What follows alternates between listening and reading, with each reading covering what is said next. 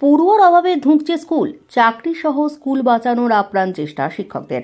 এক ছাত্রকে ভর্তি করাতে দুই স্কুলে দুই শিক্ষককে নজিরবিহীন টানাটানির অদ্ভুত ঘটনার সাক্ষী রইল তমলুক।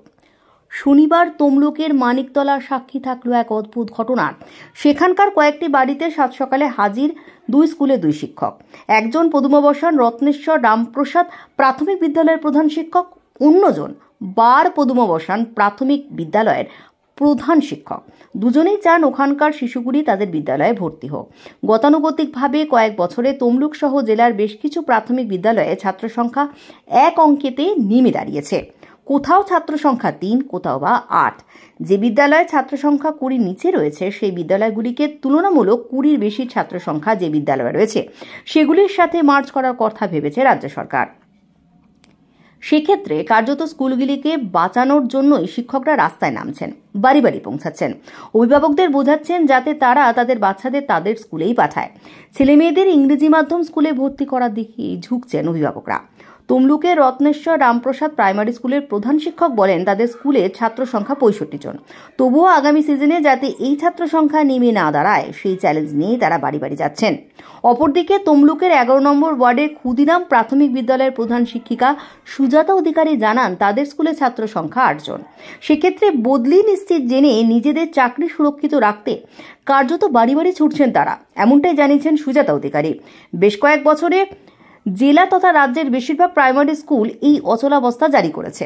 জেলা বিদ্যালয় পরিদর্শক প্রাইমারি চন্দ্রশেখর জাউলিয়া ক্যামেরার সামনে কোনো মন্তব্য করতে না চাইলেও জানিয়েছেন আগামী 15ই জানুয়ারি চেয়ারম্যানদের সাথে নিয়ে তারা একটা বৈঠক করবেন। তারপরে এসআইতে নির্দেশ পাঠাবেন কিভাবে ছাত্র সংখ্যা বাড়ানো যায় এবং 15 দিন অন্তর অন্তর তারা একটা রিপোর্ট চেয়ে পাঠাবেন প্রত্যেকটি স্কুল থেকেই। যদিও রাজ্যের প্রধান বিরোধী দল বিজেপি কটাক্ষ করতে ছাড়েনি শাসক দলকে। বিজেপির দাবি সরকারি প্রাথমিক বিদ্যালয়গুলির মান একদমই নিচে, সরকারের দৃষ্টি দেওয়া উচিত, কিন্তু সরকার সেখানে কিছু করছে না। এমনকি যে সমস্ত শিক্ষকরা সেখানে চাকরি করছেন তাদের মান নিয়েও প্রশ্ন তোলেন বিজেপি। প্রায় 50 বছর। এখন স্টুডেন্ট সংখ্যা কত? স্টুডেন্ট সংখ্যা 8 জন। 8 জন। তো সেক্ষেত্রে যেখানে বিলো 20-তে হয়তো মার্চ করার কথা ভাবছে সরকার, সেই জায়গায় আপনাদের স্কুলও তো বন্ধের মুখে, প্রায় ধুঁকছেই বলা চলে। সেক্ষেত্রে আপনারা কী ব্যবস্থা নিচ্ছেন? আমরা বাড়ি বাড়ি গিয়েছি, বলছি যে সরকারি সমস্ত সুবিধার কথা জানিয়েছি, কিন্তু ওনারা বলছেন অনেক বই সমস্যার কথা বলছেন, যে সিলেবাস ওখানে ভালো নয়, আমার ইংলিশ মিডিয়ামেই পড়াবো এরকম। আবার অনেক সময় রাজি হচ্ছেন কিন্তু তবু পাঠাচ্ছেন না। অনেক গিয়েছি কিন্তু কোনো ফল হচ্ছে না। তো সেক্ষেত্রে কি করবেন ভাবছেন? আমাদের তো এখন আর কিছুই করার নেই। আমরা এমনকি আমরা পাশাপাশি সমস্ত পাবলিককে নিয়েও বাড়ি বাড়ি গিয়েছি। ওই এখানে সামনে একজন আছেন, উনিও বলবেন যে উনিও গেছিলেন আমাদের সঙ্গে সঙ্গে, কিন্তু আমরা কোনো পাইনি। ডোর টু ডোর ক্যাম্পেনিং করেছি অনেক। না, আবার ছেলেদের ম্যাক্সিমাম প্রাইভেট স্কুলের ছেলেমেয়েরা চলে যাচ্ছে, অভিভাবকরা প্রাইভেট স্কুলগুলোর উপর ডিপেন্ড বেশি হয়ে যাচ্ছে। সরকারি স্কুলগুলো তো পড়াশোনা একবারে লাটে উঠে গেছে। আমরা চোখের সামনে দেখতে পাচ্ছি তমলুক শহরে 2-1টা স্কুলে, প্রাইমারি স্কুলে তালা লাগিয়ে দিয়েছে, একসঙ্গে 30টা বাচ্চা টিসি নিয়ে চলে গেছে। তো এগুলো কি সরকার দেখতে পাচ্ছে না?